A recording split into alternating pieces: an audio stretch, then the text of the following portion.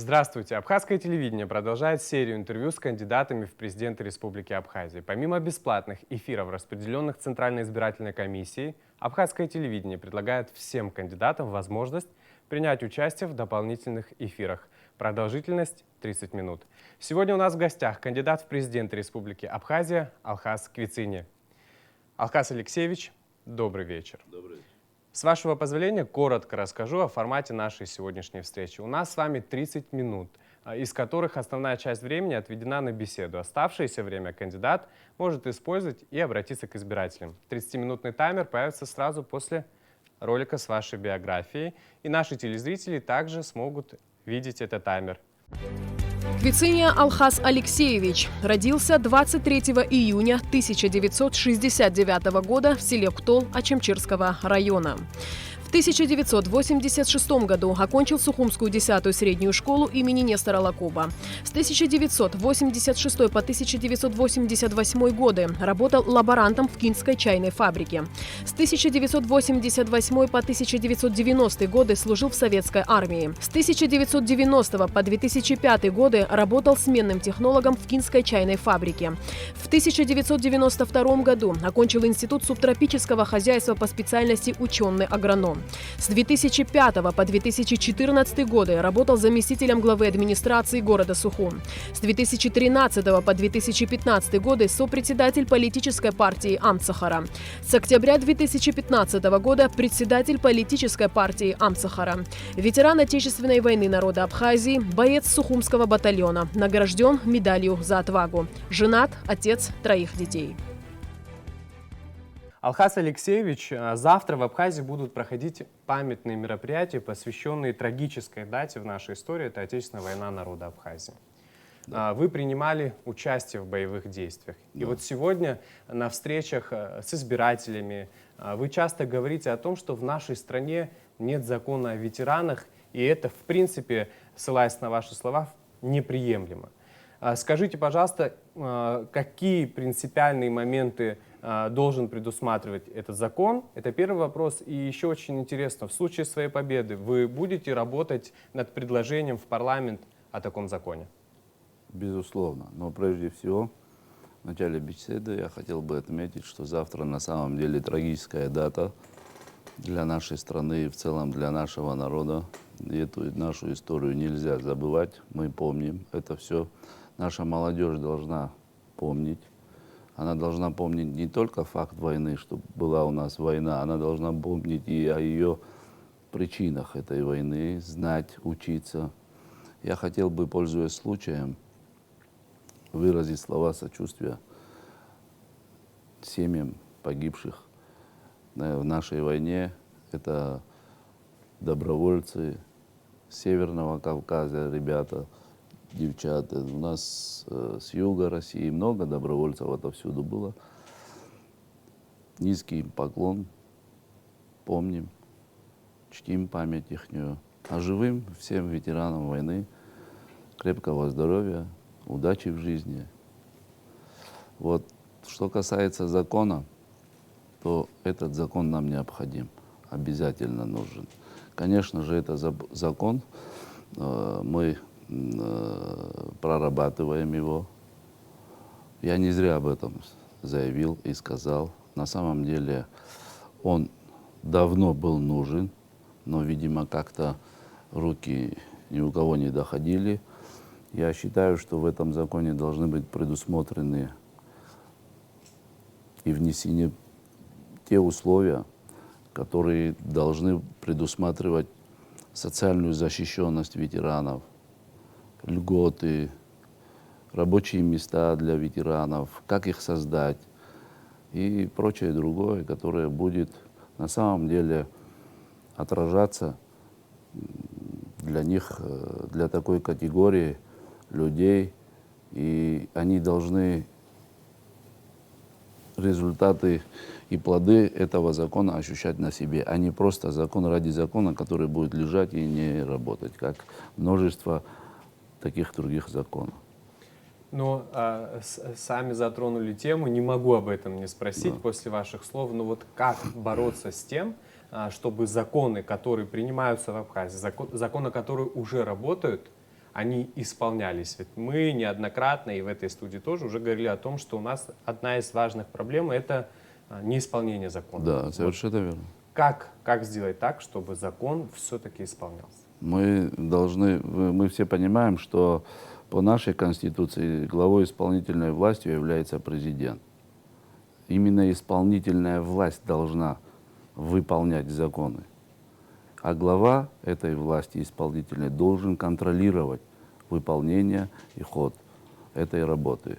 Но когда у нас нарушаются в этом плане все нормы, когда у нас нарушаются, допустим, условно говоря, есть поручение президента, оно не выполняется какими-то отдельными министрами, допустим, и это не подлежит никакому контролю, тогда, конечно, закон действовать не будет.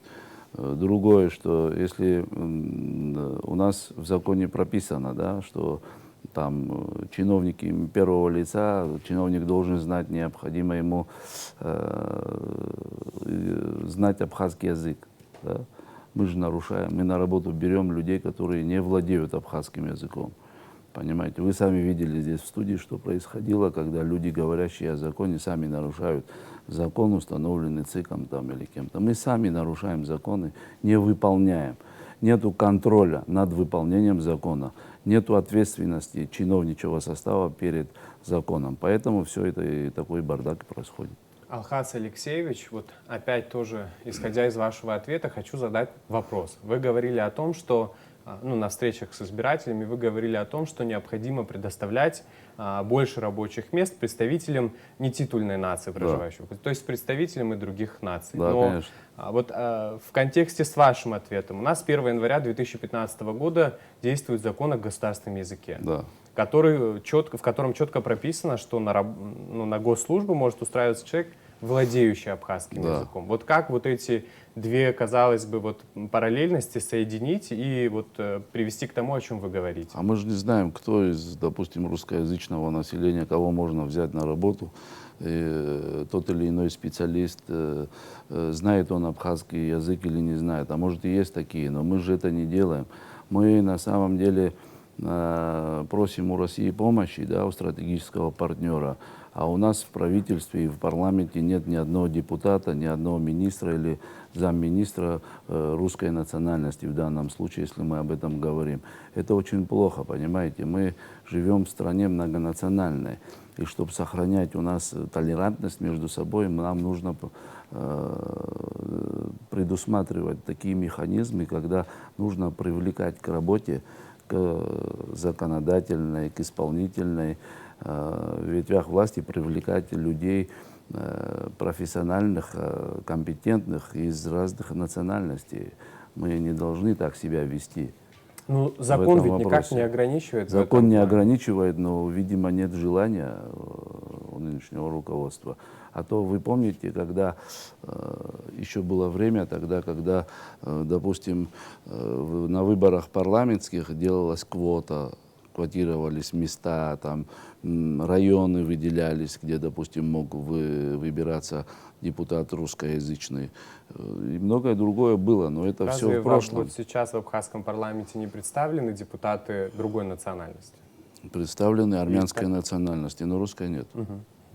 Алхас Алексеевич, вы, многие эксперты, если можно так сказать, вот во время предвыборной кампании оценивают предвыборные программы штабов схожими.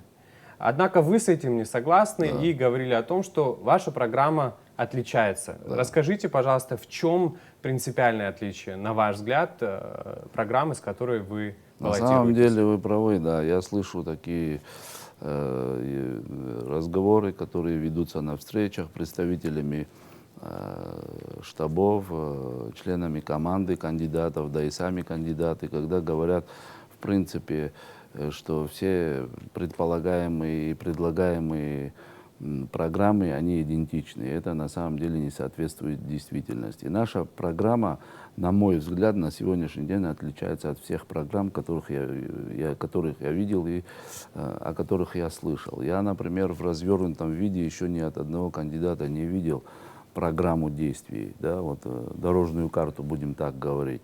но она у нас есть, и вы имели, все жители нашей республики, имели возможность ее услышать, я ее озвучивал, но при этом я не хочу утверждать, что это вот все там идеально и все там правильно, но у нас есть возможность еще, да, обсудить ее и вносить любые поправки в тех или иных направлениях этой программы. Наша программа, в отличие от других программ, предлагает детально, пошагово действие. Вот. В других программах все это оформлено тезисно, а у нас это все детально. Мы даже, когда говорим о разграничении полномочий между ветвями власти, мы говорим там детально, как эту процедуру проводить, да, и как оно будет выглядеть, и какой эффект оно дает. Мы говорим о реформах в системе МВД, там, мы говорим о реформах в системе здравоохранения, мы говорим о реформах в системе образования. Это очень интересная программа, и там все четко в деталях расписано. Я сейчас бы за то столь короткое время нашего эфира это все не расскажешь, но по направлениям мы, конечно же, в первую очередь, если вдруг окажется так, что будет оказано доверие от большей части нашего населения нашей команде, то мы, конечно же, приступим к реформированию силовых структур. Это необходимо, на наш взгляд, это очевидно. Мы видим, что система, она устарела, она дает сбои и не дает должного результата. Вот. И мы решительно настроены идти пошагово по этой своей программе. Ну, Алхас Алексеевич, о реформах в правоохранительной системе мы говорили с Дмитрием Сергеевичем совсем недавно. Вот говоря, продолжая развивать тему вашей программы, я бы хотел немного остановиться на образовании, потому как это на самом деле очень важно. Какие главные шаги вы планируете в случае своей победы предпринять в области образования? Чего не Во-первых, у хватает нас нашему образованию? система образования достаточно неукомплектована материально-технической базой. Она очень слаба в этом плане. Ее надо оснастить техникой, классами определенными, и тогда будет эффект, потому что те ученики, которые сегодня получают образование, из-за отсутствия таких средств и программ новых, различных, вот, они получают недостаточное образование, которое соответствовало бы сегодняшним реалиям. Вы видите, как вокруг нас все государства и республики развиваются, какой акцент делают они на образование, потому что образование — это последствия и кадрового резерва, и научного потенциала, и дальше по списку, да, на чем должна основываться база, да, вот, потенциала, умственного потенциала любого государства. Но так как мы в этом чуть-чуть хромаем, я думаю, что государству нужно больше максимально выделять условия для этого развития, для такого. И я думаю, что это необходимо делать. Ну, в программе предусмотрены средства на развитие образования? Да, конечно, средства предусмотрены, конечно, оно должно финансироваться с бюджета, а бюджет должен накопляться, уже это зависит от других вопросов, экономических и так далее. Алхас у нас, Алексей... я да, извиняюсь, да, пожалуйста. что говорю, у нас вот на самом деле труд учителей очень такой важный, на наш взгляд, но малооплачиваемый. Вот раньше, если вы помните, я-то помню, судя по возрасту, да, престижно было быть педагогом. Сейчас это, по-моему, не все на это ориентируются. И, ну, конечно же, нужно таких педагогов, которые преподают в селе, их надо стимулировать, им надо помогать. повысить заработную плату. Это безусловно и необходимо надо делать. Вот если говорить об повышении заработной платы, Да. буквально 10 секунд времени еще на это потратим, в случае вот вашего избрания, вы примерно наверняка уже рассчитывали вместе с экспертами, через какой период удастся повысить зарплаты и на какой процент? То есть сейчас сколько зарплата и сколько она может быть? Сейчас, там? понимаете, вот если выборы пройдут, то это будет через пару месяцев, допустим. Я говорю о реальных вещах. Да-да. То в нынешнем состоянии бюджета и ее наполнении тяжело сказать, когда это возможно сделать. Но в нашей программе предусмотрено, за какой период и надо к этому стремиться.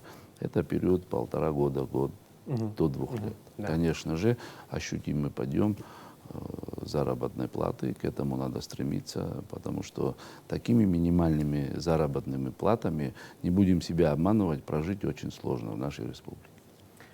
Да, Алхас Алексеевич, вы говорили, что дружба Абхазии и России охладила. Я цитирую ваши слова.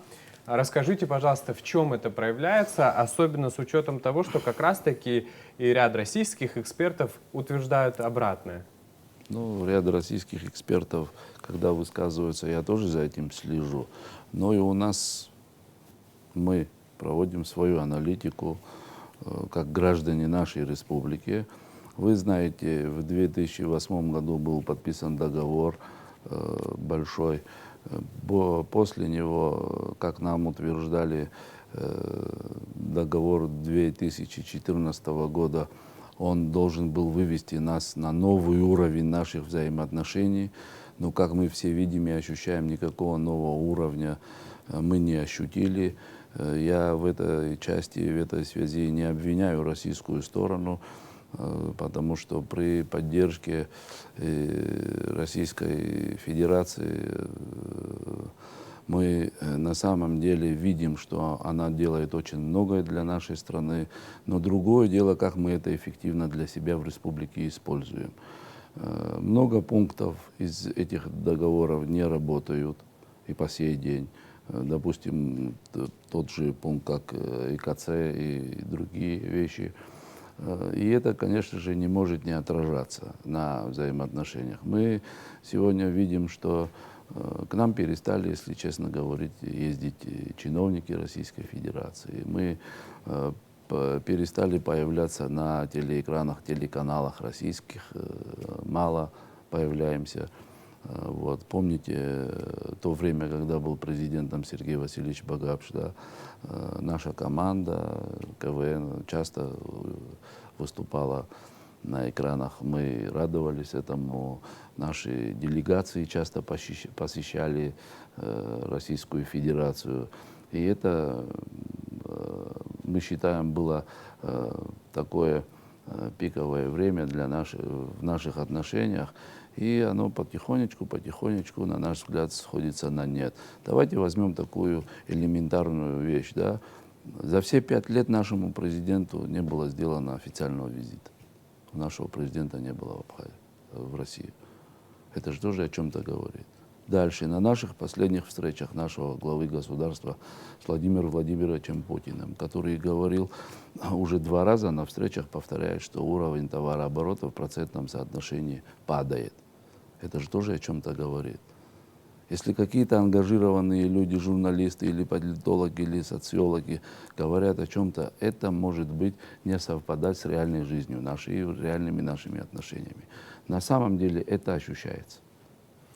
И формат, к сожалению, никак не предусматривает вступление с моей стороны с вами в диалог. Если позволите, мы пойдем к обсуждению вопросов дальше. Оппозиция в свое время выступала за добычу нефти в Республике Абхазия.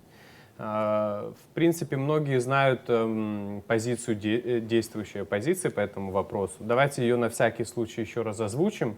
Как сейчас вы относитесь к вопросу добычи нефти? Если негативно, то с чем связаны перемены? И вообще вот поговорим на эту важную тему. Вот, вообще хочу я вам сказать, что оппозиция никогда не говорила и не заявляла о том, что она за добычу нефти бесконтрольную, да, как сейчас говорят. Некоторые представляют так этот вопрос. Вы, наверное, слышите и видите, читаете, что анонимы пользуются какими-то такими статьями, неизвестно откуда берутся. Мы в прошлом году и позапрошлом году, когда этот вопрос встал в парламенте, когда этот вопрос перешел в обсуждение в нашем обществе, политическая партия Амцахара сделала заявление по этому поводу, где она просила членов парламента, руководства страны создать комиссию по изучению этого вопроса. Но комиссия не создавалась. Там, я не знаю, через 5 заседаний она наконец-то создалась, и эта комиссия сегодня занимается этим вопросом. Я стою на позиции такой, что мы все недра, все, которые у нас есть, полезные ископаемые, все те ресурсы, которые будут способствовать развитию нашей экономики, я не против их рассмотрения и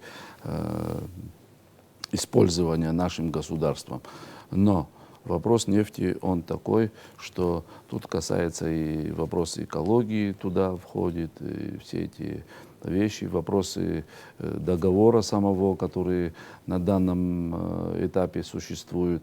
Там есть кое-какие непонятные вещи, поэтому у нас позиция такая личная и у меня, что давайте дождемся результатов комиссии, тогда, когда мы узнаем, какое количество у нас, какого качества она, и что оно нам даст в республику, и как ее доходы, в каком виде вернутся народу, да, и как люди себя почувствуют после роста бюджета, какой соцпакет будет. Все это надо изучить, и поэтому пока торопиться не надо. Я слышу, что кое-кто торопится, хотят вселить в наши умы, что это быстрый рост, быстрый скачок. То у меня вопрос такой, что если, допустим, не было бы нефти вообще, что мы не должны были думать о нашей экономике, о росте ее, о каких-то таких реальных скачках, и из чего это брать и делать. Мы слишком, по-моему, в этом вопросе на данном этапе торопимся. Спасибо большое, Алхас Алексеевич. Перейдем к следующему вопросу. Все мы помним события 5 июля 2016 года у здания Министерства внутренних дел. В принципе, если смотреть на развитие событий за последние 5 лет, оппозиция неоднократно выходила на улицы, включая недавние события у здания парламента Республики Абхазия. Алхас Алексеевич, вы один из лидеров оппозиции. Как вы оцениваете вообще работу оппозиции за последние 5 лет? И в этом контексте, каким вы видите продуктивные взаимоотношения оппозиции и власти? Вы, если говорите о ситуации, которая происходила возле здания МВД, я хочу вам сказать, что сподвигло оппозиции подойти к этому зданию, представителей оппозиции. Это не только там были представители оппозиции, там были люди, там была общественность, которая интересовалась тем или иным вопросом. Этот вопрос был связан о проведении референдума. Вы помните тогда министр внутренних дел, как себя повел в этом вопросе, как он провоцировал своими действиями людей. И люди, вы как помните, был митинг у здания филармонии, когда начались провокации со стороны министра тогдашнего МВД, и люди начали возмущаться этим и требовать от руководителей организаторов митинга, требовали подойти к зданию министерства, послать к министру своих представителей в количестве 5 человек и поговорить с ним, почему он такие вещи выговаривает или высказывает и так противодействует со своим личным составом. Вот что там и было. Все эти случаи, которые...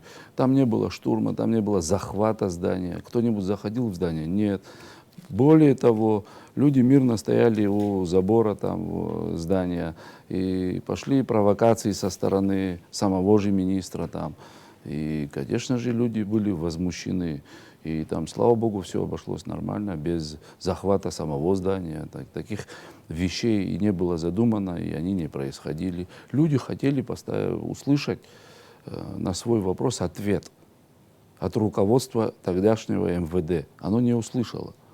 Вообще, вот возвращаясь... А то, что вы да, главной говорите части по вопроса. недавним событиям, о переносе выборов, вы имеете в виду? Да? Я имею в виду вообще в целом, как вы оцениваете работу оппозиции В за целом, последние 5 лет? работа оппозиции, я уверен в том, что оппозиция неплохо себя проявляла в политических процессах нашей страны за последние 5 лет, потому что все же таки разум превыше всего же говорят, да, у руководителей оппозиции и оппозиционных организаций хватило силы и мудрости, чтобы не допустить по различным вопросам те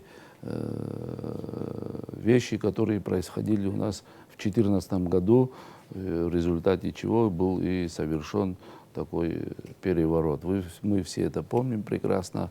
Я думаю, как бы нам не было тяжело, мы сохранили стабильность, думая о нашем государстве и понимая, что второй революции наша страна не выдержит. Алхас Алексеевич, вы долгое время проработали заместителем главы администрации города Сухум. Считаете ли вы свою работу на этом посту эффективной? И вообще, считаете ли вы, что вашего управленческого опыта может быть достаточно для того, чтобы занять такую высокую должность, как президент? Вы знаете, оценку моей деятельности, когда я работал в администрации города, давало мое руководство тогдашнее и дают люди. Я бы так сказал на этот счет, что, по крайней мере, я хожу в обществе, прихожу в любое общество, живу в городе, встречаюсь со своими горожанами. Еще я в упрека серьезного в свой адрес не слышал как чиновник. Алхас Алексеевич, у нас остается совсем немного времени. Вот не могу не спросить, возможно, ваш штаб за все это время проводил какие-то социологические исследования, пытаясь выяснить процент избирателей, которые поддерживают вашу кандидатуру. Если есть такие цифры, каковы шансы команды Алхаса Квициня на выборах президента 2019? Каждый кандидат, который баллотируется, он, конечно же, надеется, что народ ему доверит, но у нас принцип такой: если можно пошутить, то вскрытие покажет. То есть результаты мы не будем торопиться и не будем выкладывать, и мы этими не занимаемся, там мнимые, фальшивые какие-то процентные соотношения, разницу, кто лидирует, а кто не лидирует, мы за этим наблюдаем. Иногда просто до смеха доходят эти вещи. Но посмотрим, жизнь покажет. Недолго осталось. Алхас Алексеевич, и вот завершающий вопрос, тоже, на мой взгляд, очень важный. Как сделать так, чтобы вот то большое число кадров, я имею в виду студенты, обучаются за пределами Абхазии, они получают хорошее образование, остаются там работать. Да. То есть мы теряем большое количество специалистов. Да. Ваша программа предусматривает какое-то возвращение, привлечение этих людей Конечно, сюда? в нашей программе есть пункт такой: первое рабочее место молодого человека. Там все расписано. Но я скажу сейчас, как бы, мое видение в этом вопросе. И, конечно же, наши молодые люди, которые обучают образование в России, они хотят быть перспективными. Они зачастую в нашей республике не видят никаких перспектив. И в основном они остаются продолжать работу там и жить в Российской Федерации, то ли в Европе есть ребята, которые живут и учатся. Но с другой стороны, если на это смотреть, они могут, может быть, и правы, потому что здесь на самом деле низкие заработные платы, нет такого спектра деятельности, чем бы они занимались.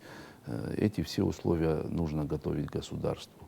И государство должно возвращать наших талантливых, грамотных, молодых ребят.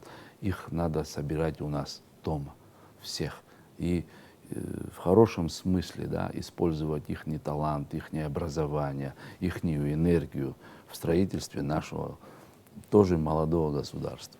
Алхаз Алексеевич, большое спасибо. Спасибо. Вынужден сообщить, что основное время нашей беседы завершилось. Не буду отнимать ваше время. У вас есть возможность обратиться к избирателям. Жаль, что 30 минут так быстро протекают. Только мы начали душевно беседовать.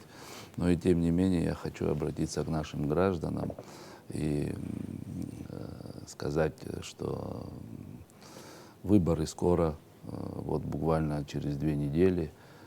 Я хотел бы пожелать всем удачи, хорошего настроения. Давайте мы не будем делать из этого трагедию. Давайте мы проведем эти выборы как праздник. Давайте мы уйдем от всех противостояний, от всех склоков.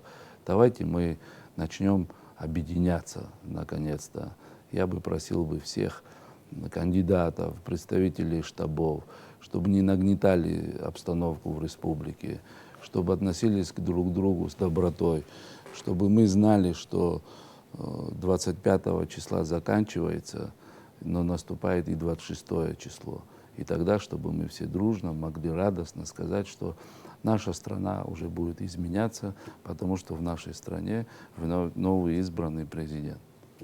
Алхаз Алексеевич, большое вам спасибо. Спасибо, Уважаемые телезрители, я напоминаю, что мы работали в прямом эфире. Приношу извинения за технические неполадки в начале эфира. И я напоминаю, что у нас в гостях в прямом эфире был кандидат в президенты Республики Абхазия Алхаз Квициня. Сразу после завершения эфира не переключайте и смотрите прямой эфир с кандидатом в вице-президента Абхазии Вианором Ашба. Я на этом с вами прощаюсь. Всего доброго.